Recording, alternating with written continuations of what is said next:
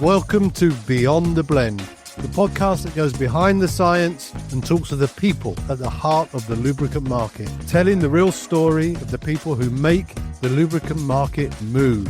With real insight and honest conversations, we aim to show off the people side from across the entire lubricant supply chain. Join me, Steve Knapp, and Rob Taylor as we delve behind the scenes of the lubricant industry. Let's go. So let's go with a quick fire 5. Black or white? Black. Beach holiday or mountain holiday? Mountain. Beer or wine? Wine. Beatles or Stones? Beatles. Gold or copper? Copper. There we go. Welcome to Beyond the Blend, Leyla. Tell people a little bit about what you do, the company. What's it all about? I'm CEO and co-founder of a startup, which is called Neol Copper Technologies. And it's not just a startup, it's a startup within the huge multi-billion-dollar lubricants industry. And what we're doing is we're trying to innovate the heart of the industry, which is the way lubricants address wear, tear, aging, and efficiency preservation of machinery. So, in other words, Neol Copper Technologies is a UK hard science company which develops, manufactures, tests, and will soon start marketing innovative technical lubricants. Wow. Have you always been so ambitious? Yes. So where does that come from, that ambition? Because innovating at the heart of an established multi-billion-dollar business, where does that ambition come from?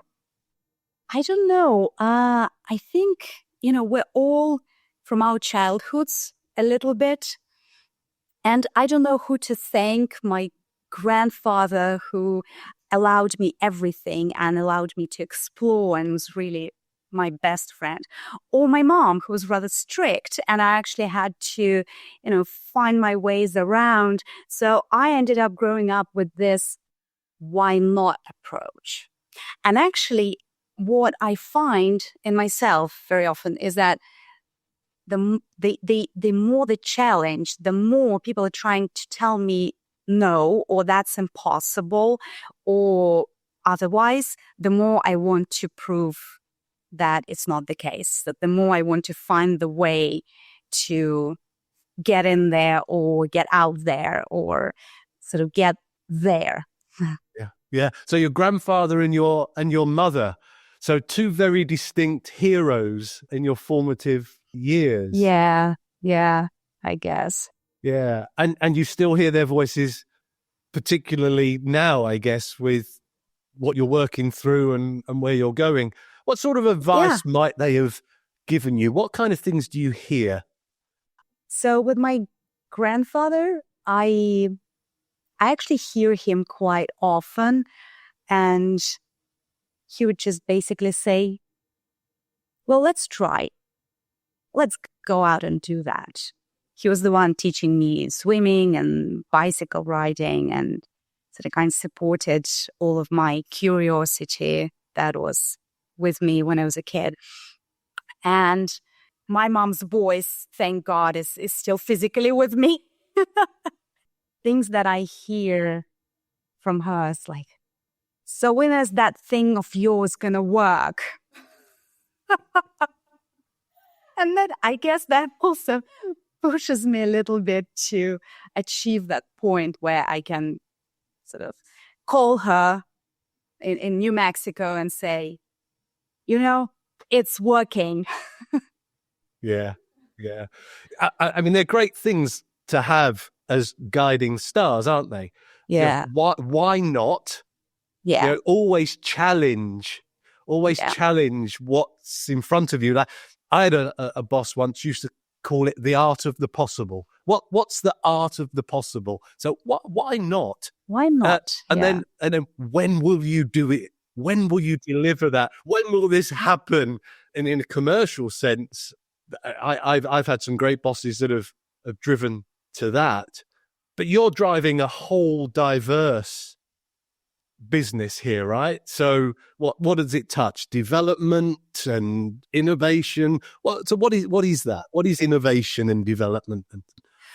Well, being a CEO means that I have to touch upon all of them. Being CEO of a small company. Yeah. I realized that, when we grow the size of Shell, maybe one day, maybe not in our lifetime, CEO wouldn't be as much involved into all the small details. But in my case, I touch upon very different things. So I work with my chief developer and chief scientific advisor, and we discuss the formulations, and he gives me bite-sized lessons in chemistry and molecular physics or engineering one day, so that I can actually start making sense of how the technology works. And then I work with, of course, my communications team and our communications advisors. So I have to sometimes come up with slogans, ideas, pitches.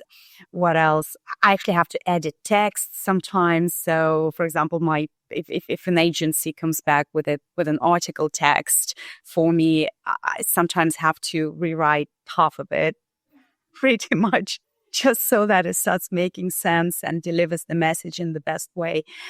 I manage people, and sometimes it means managing not just their motivations or task setting, but managing their feelings. And I work with people who have been with me for a while, and it's not our first project together. And literally, like my communications director, we met over 10 years ago, and this is the third project she's doing with me.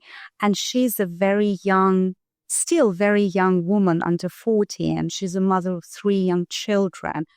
And she's doing our communications campaigns. And sometimes she just calls me, and I need to listen and tell her some encouraging words that it's okay, as a mother of 3 myself, but luckily my children are older now. Yeah, so it's very, very diverse, and I love it.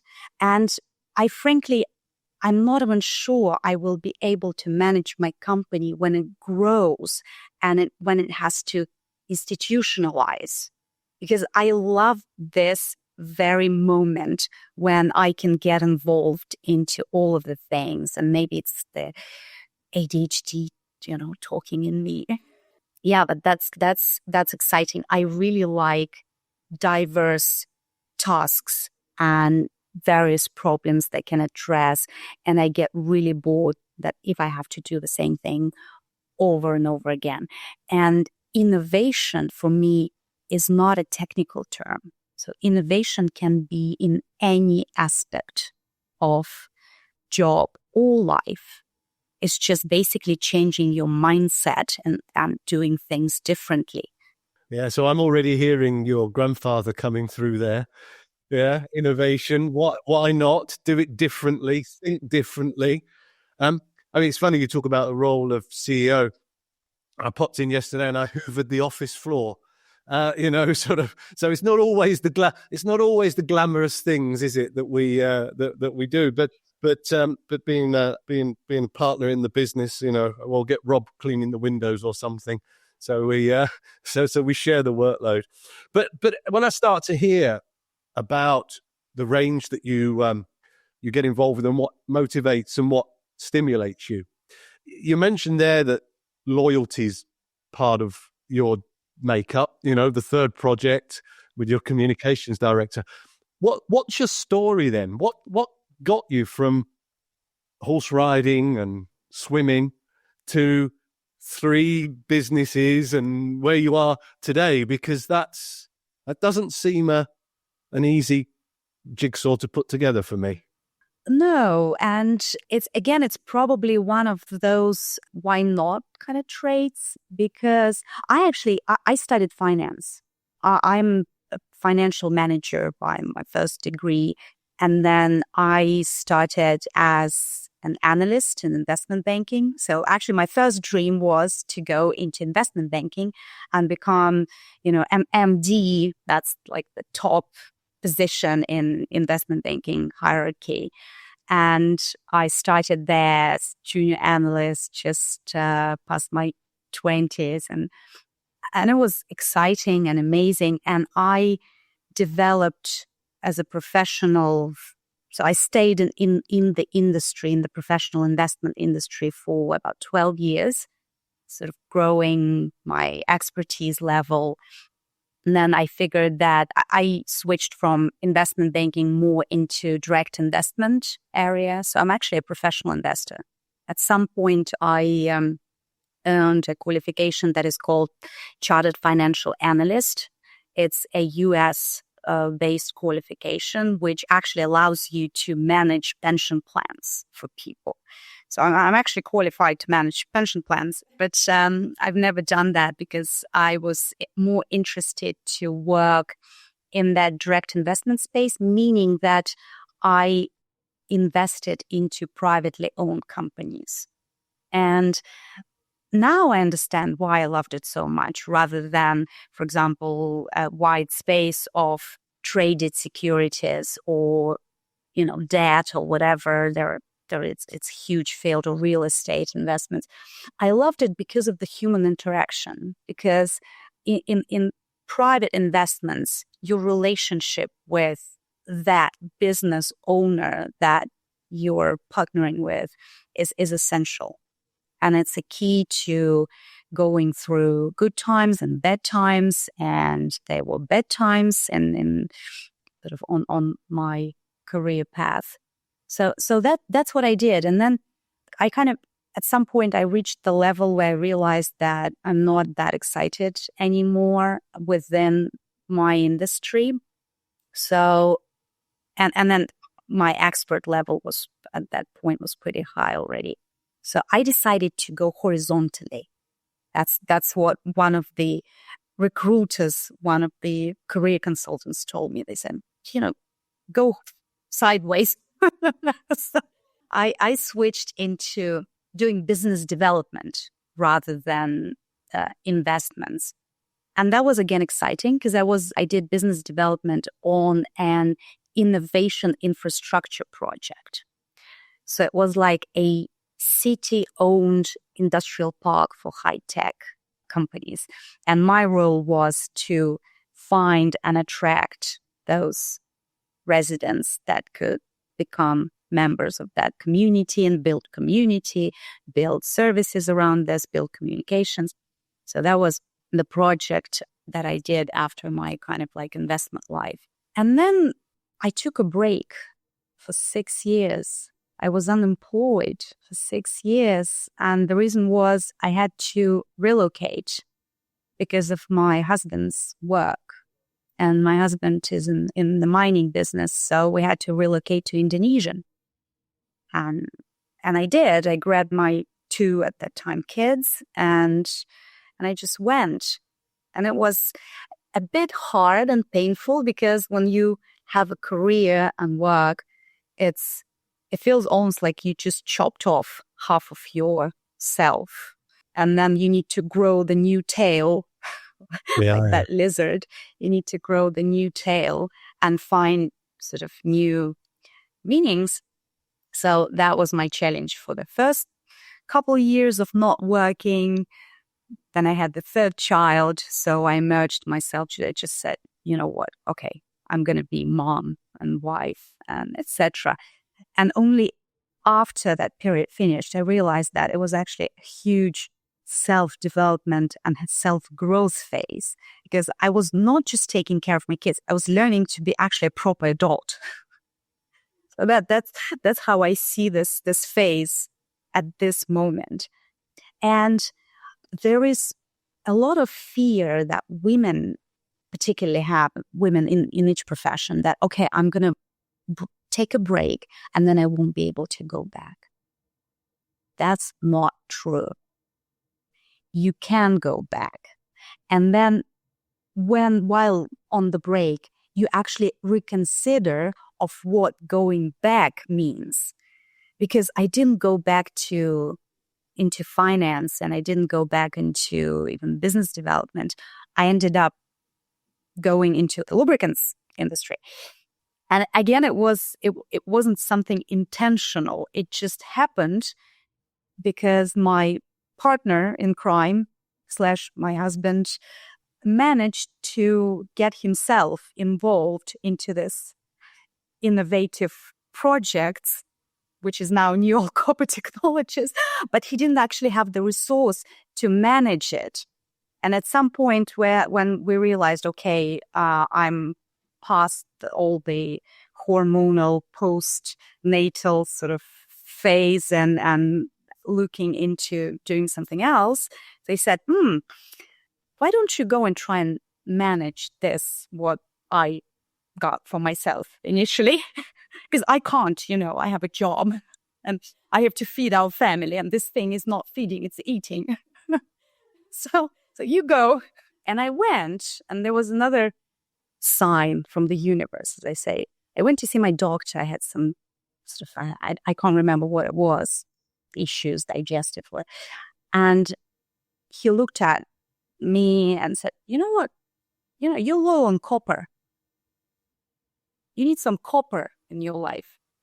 I was like, I know where to get some. So that's how I ended up in that copper story. Wow. Which eventually led to me being, and I started as a CEO of another small enterprise, and then sort of emerged into founding Neol Copper Technologies. I mean, it's fascinating, multi-layered as well. I mean, you talk about going to Indonesia for 6 years. Yeah. I remember when we moved to Singapore. Sorry, Singapore. I forgot to mention, so it wasn't that bad. I remember when I took my young family, my three girls, youngest was six months, and we took them out to South Africa. And for me, it was great, right? Because it was the same work language, it was the same products, it was the same rhythm, everything was great. Sun was out, golf club membership, networking, barbecues, it was brilliant. And I remember being puzzled why my wife didn't find it as brilliant. And I remember after 6 months, her just telling me all I have to be is a mum. That, and I'm going to Tuesday teas with expat women, and all we're doing is pretending as we have the maids bring us cakes and teas. Now, people listening to that might think that's luxury, but it really wasn't for my wife. It was horrible. So much so that we had to fly out her sister and her mum and dad regularly just to give her encouragement. So I can really empathize with what you were describing. It's not easy, right? It's not easy. No. And I lasted for 6 years only in that kind of mode. Some of that time being blinded by the newborn child, but it is not easy, and I can totally relate here. And for me, it was very important always to have that little thing that I did for myself, and something that I found was actually reading and studying new things. And because I'm not a big fan of reading fiction, I'll be absolutely frank. So what I did, my husband was in the middle of his master's in philosophy degree at that moment, and I kind of joined. So he threw some books into me and said, "Oh, here is aesthetics. So try that." And I actually got really involved. So I started reading academic texts. So that took me a while to actually pick up that skill again. Because first you read one paragraph, you're trying to put the words into meaning. And that's it. That's all you can do after reading the Bloomberg, and Reuters headlines every day for many years. Then you go back to reading academic texts, and it takes a while to get that skill back. Then I read a lot of books on psychology, on child psychology, of course, and neuropsychology. Then I even had a crazy idea of going and studying psychology. Then I realized it was a false pathway. It was just basically something, some knowledge gap that I wanted to close. But I realized at some point that I read a lot of books, but then I started I opened the next book and, okay, I've seen this concept already. Put aside.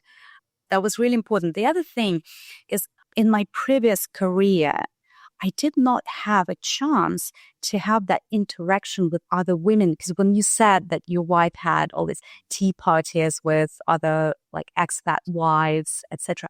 So investment banking and all that investment world where I was before and even the business development project, there weren't so many females there, let's say. So, and I didn't have an interest in particularly, exploring that girl power thing. But then during those 6 years, not that I didn't have anything else to do, but I got exposed to those gatherings, etc. I actually found that it is a girl power, and that was something new that I also found in those interactions and tea parties. Actually, I enjoyed that very much. Very much. Yeah. I mean, let's hover on that without seeing it as something diversive, but that girl power comment. So you mentioned, the banking being male dominated. I can't imagine, if not a difference, or at least a similarity with the lubricant sector. Right? So that to me is another sector that is probably made in the likeness of me. Guys that have trodden the boards, but actually you had to navigate that side of things as well, I imagine. Did you find that a reality, or was that quite easy?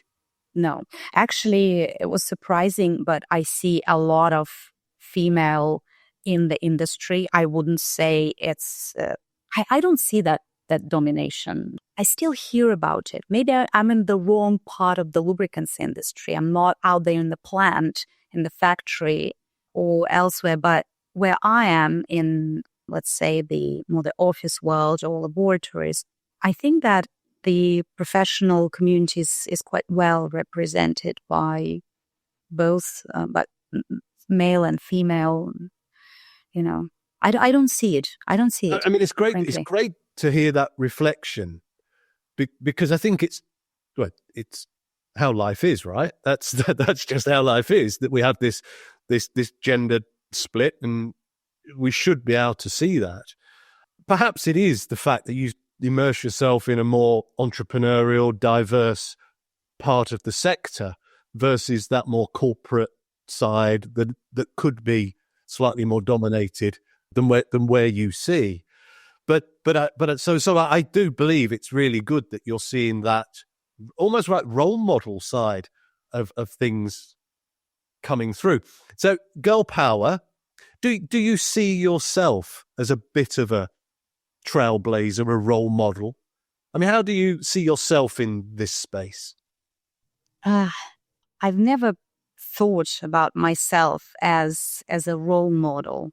I still do get an imposter syndrome, by the way, regularly.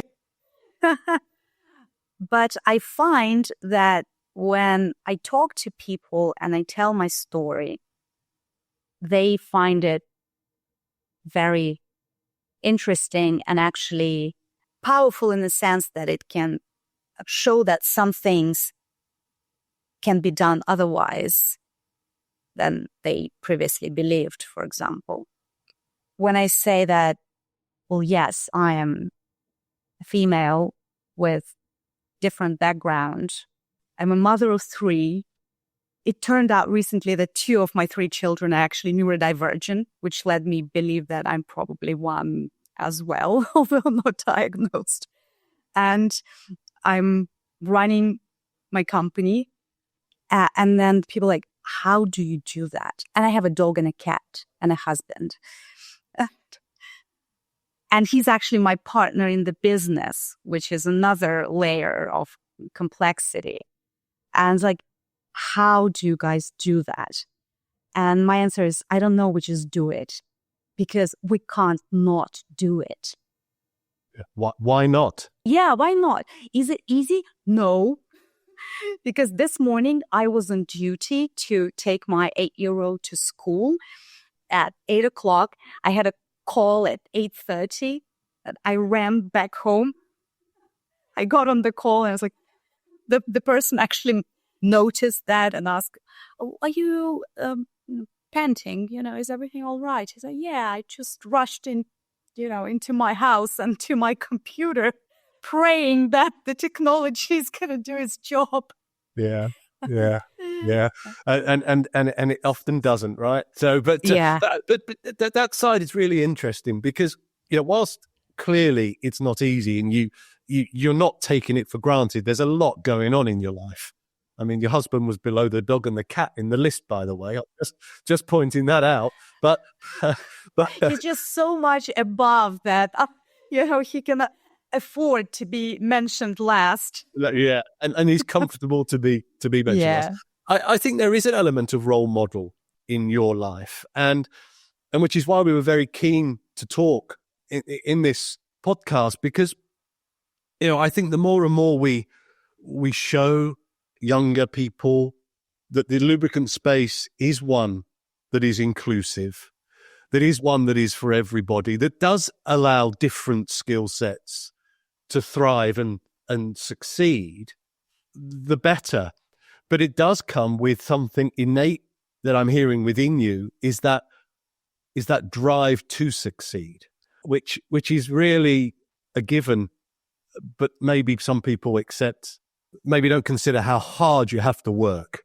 So I think panting to a call at 8:30 is an example of I'd already done half a day before I started work, right? And I think this comment you made about neurodivergence as well. I mean, I also, with 3 children, have the same life experience. It does bring a dimension to parenting that, I guess you only realize once you've been there, or whilst you're there. It adds a complexity and a priority, right? Yeah, exactly. So just to reflect on what you said, I do see, and it's not a belief anymore, it's a fact. I do see that the lubricants industry is very inclusive, and it doesn't seem that way from outside. Mm-hmm. So when I talk to people outside of the lubricants industry, they all think it's something very closed, very conservative, maybe old-fashioned, part of oil and gas. That's something that triggers me immensely, especially if I, for example, communicate with investment community and they're like, oh, lubricants, it's part of oil and gas. That's faucet territory. It's not the way into the future. I say, let's drain your synovial fluids out and see how you go into the future. It's just waste. But the industry itself is really, it's very, I find that it's warm, inclusive, and there is a place for everybody if you want to find that place. It takes effort. It takes courage. The industry is changing. And when you have a hippopotamus that is trying to move around, it might be a little bit messy and, but it is moving, right? And for us, for me, it's the drive to succeed, but there is a nuance in it. Because in my case, success means that we can make a difference. So it's the difference that we want to make. And that comes with success. So if Neol succeeds, it means that we've made a difference in the world. And we've made the difference for the future. And there's probably no bigger purpose than that from a self-worth perspective, right? Because now I wouldn't do it just for money. There are other ways to make money, and again, this is a little bridge into my familiar investment community. I get questions from, for example, venture funds. is this your first startup? How many startups have you started before, et cetera, et cetera? And it's like, no, I'm not a serial entrepreneur. This is something that I'm doing. This is my first entrepreneurial experience, and I'm not sure there's going to be the second one. Interesting. Because I made a note of something you said earlier. Do what you enjoy.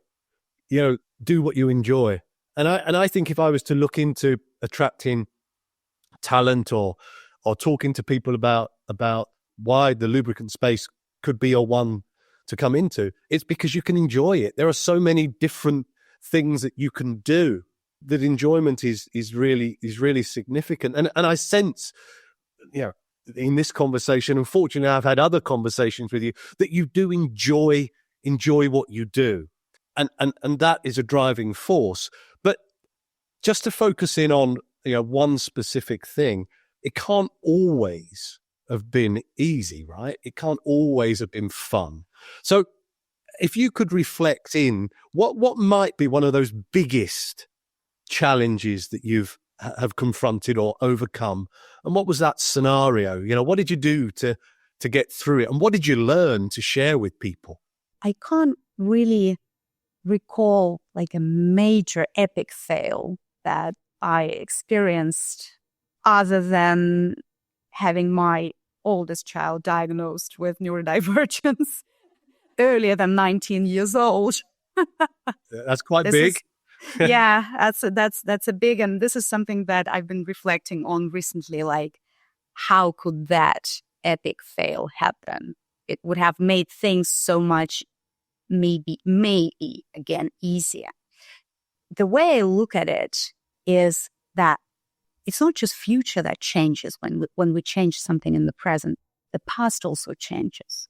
So that's how I'm sort of talking to myself now, saying that the past is also changing with us, changing her present and her future. And if I look at the main difficulties and frustrations in the professional space, they're similar in the sense that when you hit an obstacle, you get really frustrated. So like, for example, when people don't see us, or when I can't get funding for the company quick enough because we're just not understood and not seen. So the first reaction is, of course, frustration. You want to say, they're all just idiots, and they don't see, they're short-sighted, narrow-minded, in the box, blah, blah, blah, whatever. And then what I do, I try to get out of my worldview and get into theirs and actually analyze. Being an analyst professional, I like analyzing. So I try analyzing why they're not seeing, or why they're seeing things differently, why something is not happening. And usually at this point turns out that, you didn't know the rules of the game well enough. So you charged into a situation which you were not familiar with, because every system has its own rules. So you tried to break into the system without understanding its rules. That's why you got to push back. And that's why you didn't see that you couldn't take that perspective that other people have. And at this point, it gives you calm, acceptance, and tools to rebuild your strategy, your approaches, and just the rhetorics in many cases. So how you talk to people, how you communicate. I find this, it's a very difficult exercise, but it's very useful. Well, I think it is. I mean, in my space, in the sales space, we've always turned around and said, put yourself in your customer's shoes, right? But very rarely do we really do that. We say it, but we don't do it, because actually we're trying to forward a sales proposition. We're not really putting ourselves in our customer's shoes. So I think that piece that you talk about, if we're predefined by why, not, and when, grandfather and mother, that hearing people saying, I don't quite understand it, or I'm not sure, or you need to explain better. It's really good to catch yourself there. So I think that's a great lesson for people to hover on and reflect upon.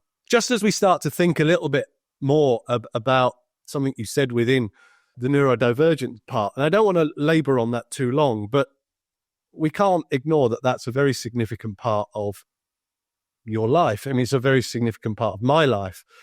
And there was almost a self-blame when you said, why did we only learn this at 19? We learned at 16. We learned after 3 years of isolation in a bedroom, not going to school. We learned because of all the terrible support systems around that really don't identify girls well and early, because girls are good at masking. So don't feel tough on yourself, right? Thanks. Yeah, because I know what it's like as a parent. How is that going now? Now the diagnosis is there. Does that start to make things easier for your daughter and for you? Yeah, actually, it basically, she's been diagnosed with so many things since the age of 13. And they were all, as you correctly mentioned, neurodivergence, for example, ADHD in girls doesn't manifest the same way as in boys. So it was just looked over or diagnosed as anxiety disorders, etc. So that was her case. And then we found that, okay, she was diagnosed, she had treatment, it's not working. What is going on? And then it took to get my son diagnosed a year ago. When I actually started looking, I was like, oh, because I had to do the parent surveys and questionnaires. And I was like, okay, that sounds like her. That sounds like her. And then a year later, we actually did it for her as well. And it completed the picture. And again, it's one of those situations where when you understand your toolbar well enough, because you've analyzed and you've got the whole picture, you can now help yourself better. Because in her case, it was a major reclassification from being a person with mental health issues into being a seriously neurodivergent person. The other things that makes me feel better is that actually they've now proved that neurodivergence is genetic. So it's not something that I did seriously wrong, right? It's just part of me and my family, my parents. And it's fascinating because, again, it's difference. And I like difference. I like different things. I like to embrace difference. And I think that we're kind of slowly moving into that direction as a humankind, I hope. Well, I think there's certainly spoken about more, and it feels that the acceptance is certainly more societal than being swept under the carpet or explained as a disruptive or a whatever description label we might have put on people before.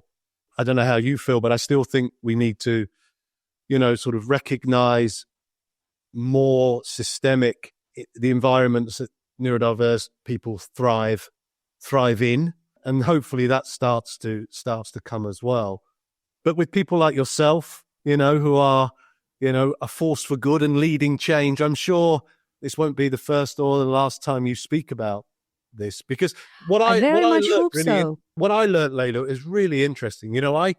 I post a little bit on LinkedIn, and I was staggered, but when I put a post about my daughter graduating, the amount of private messages I got from people in my network that said, we have the same, was quite incredible. So if there's one thing I can pass on to you during this chat, is that you are not alone. Yeah. Yeah. And there is indeed a comfort within that.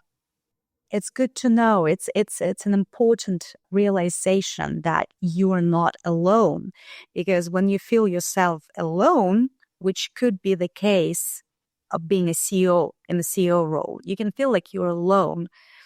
Then it's basically that overwhelming fear that I just can't carry that world on my shoulders alone. I'm going to collapse. And then you realize, I'm not alone. So I have my team. I have people who hear me, who join our anti-wear it the right way movement. Yeah. And it's really a great feeling. I love it. Well, I've really enjoyed getting to know you more. I mean, I've actually known you for 2 years now, but I now know you more than the casual conversations ever give us the opportunity to. And hopefully, listeners and subscribers will also now know you deeper. And you've shared a journey that is inspiring, really. Thank you. And I must say, if we're led by such guiding stars as the grandfather who says, why not? And the mother that says, when? I think if we can live our lives by those metrics, but taking your learning, your learning of, I have to take my time sometimes and see things from a different perspective and embrace that. So Leyla, thank you ever so much for joining us on Beyond the Blend. Thank you, Steve. Thank you for inviting. Where can people find you if they want to connect with you, learn more about your mission to change the world? All right. LinkedIn is a very easy way to find me, and people can also send a message through Neol's website and UKLA annual dinners from now on. Well, yeah, enjoy those. Thanks ever so much. Thank you. Thanks for listening to this episode of Beyond the Blend. Be sure to follow us to catch next and future episodes as we continue to explore the people within the lubricant market.